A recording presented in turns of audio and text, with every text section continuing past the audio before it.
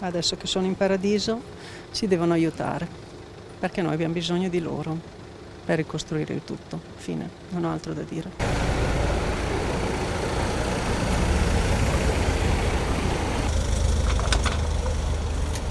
Sono le 11:40 quando i familiari, scortati dalla polizia, arrivano all'obitorio dell'ospedale di San Donà.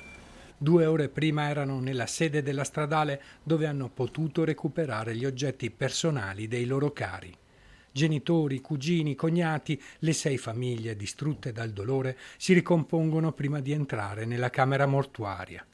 Hanno tutti gli sguardi persi nel vuoto, colmi di tristezza e sconforto. La rabbia è sopita solo dal dolore.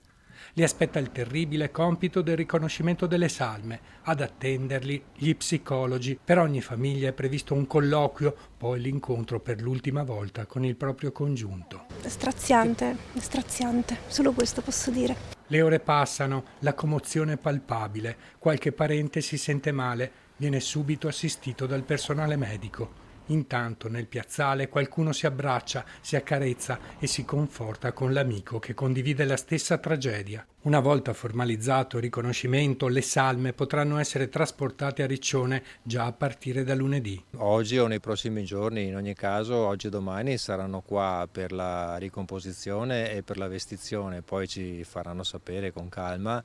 Ovviamente non vogliamo mettere alcuna fretta in questi momenti, se avranno piacere di riportarli nella città di residenza subito o se preferiranno lasciarli qua fino in attesa dei funerali. Il funerale unico verrà celebrato a Riccione, la data è ancora da decidere. Faremo un funerale a Riccione, ma non so dove.